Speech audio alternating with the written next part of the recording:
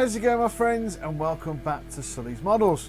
So in the last episode we were looking at the start of Italeri 1/9 Triumph motorbike, and obviously we looked at the main build of the model, painting it, and some scratch work detailing. This episode we are going to be looking at finishing the model and a lot more weathering. So we're going to be looking at using some of Ammo's mud weathering stuff. I've never used it before. It's supposed to be quite good for having like really big thick sort of clumps of mud. So we're going to be looking at trying that out in this episode. And also we're going to be looking at a couple of little details that's within the kit, which is basically the dispatch rider's helmet and a Sten gun.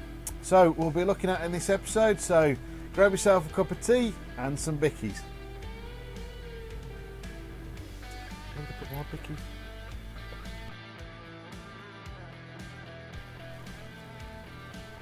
So we're going to start with Ammo's loose grounds. This is what they've called a medium density mud splashes.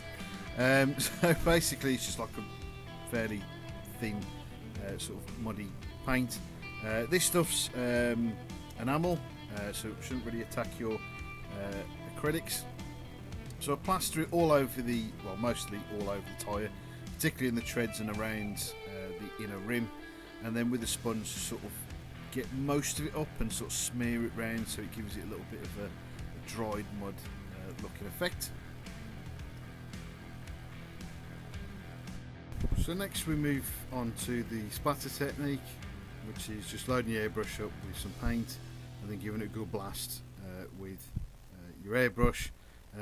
Alternatively, you can use cocktail stick by just sort of letting the bristles run off the tip of the cocktail stick, and that will also give you that good splatter look.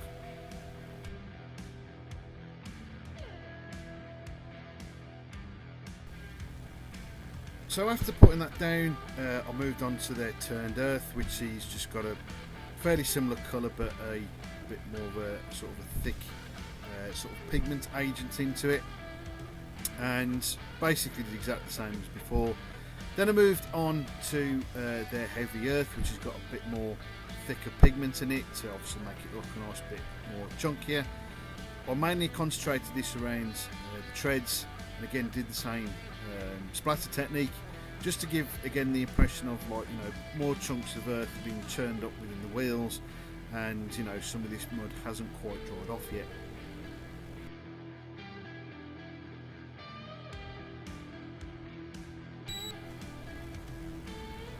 So as we move on to the bike itself, I do it all pretty much exactly the same as I did with the tyres.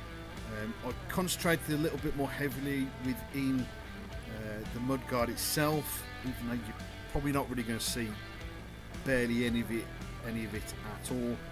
But of course this is the area it's going to kick up and have most of the mud caked into it. But when you're doing stuff like this, particularly with a mud splatter, you want to really sort of be working from obviously the bottom up, but probably best maybe or either turn the model over like I've done here, or sort of angled it upwards a little bit so you can sort of throw that spatter upwards. If you try and do it from like above the model, it's not probably going to look quite as realistic as you want it to. So that's something you've got to kind of consider when you're doing these type of mud techniques. So as you can start to see now, with having the bike turned upside down and using the speckling technique, it starts to sort of make it look like it's been thrown from underneath the bike. Now with sort of like I'm going to call it the engine area of the motorbike, I've started to sort of start putting more thicker layers of the paint, particularly in sort of areas that are going to sort of accumulate more mud, sort of like the areas that are not really going to be able to sort of easily throw it off, you know, like the tyres would. So you want to sort of, you know, consider areas that, you know, they're going to quite easily clog. And like I said, I'm basically doing this the same as the tyres. So, you know, starting off with the loose ground, turned earth, and then on to, you know, the heavy earth effect.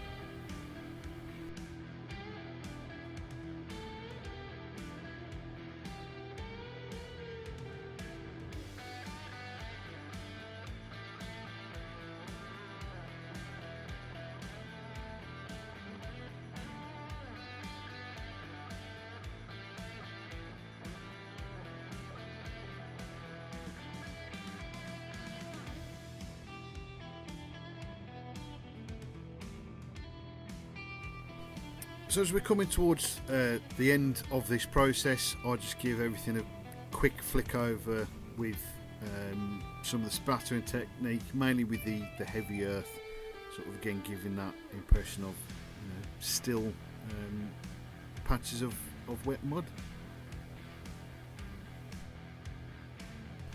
And what I did do to sort of finally finish it off, and again giving that sort of effect of areas still having a bit of wet mud, we use AK's Fresh Mud. Again, this is a very dark and almost glossy finish, but again, just to give you that sort of effect of, you know, there's still areas of mud that's so thick it just hasn't dried out yet.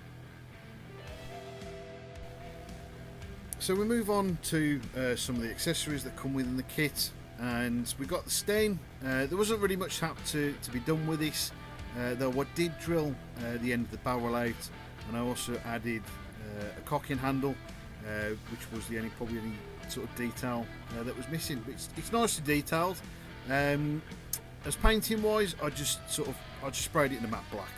I didn't really worry too much with it. I added a little bit of white to make it a little bit grayer, and then for sort of the scratch work, I did the same as I did before, using MIG's steel, just to give a couple of little chips and make the thing look a little bit more worn.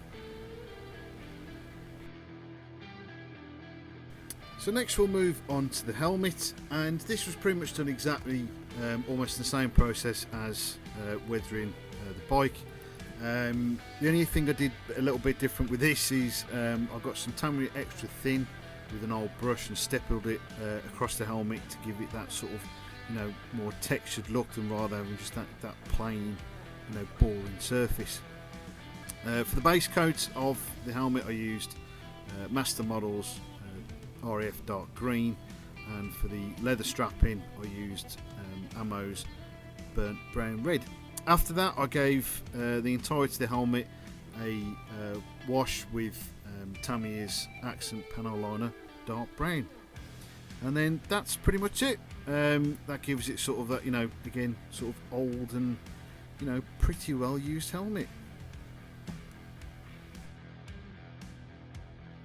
So there we go, my friends, that's the weathering done. And just before we go into revealing the finished model, I'd like to thank you guys for watching, sticking around for this long. I do hope you've enjoyed it. If you're new around here, please consider liking and subscribing to the channel. It'd be muchly appreciated. Do also appreciate you guys that have been following me for a while now as well. But again, thanks guys. Enjoy the finished model, and as always, I'll catch you again next time.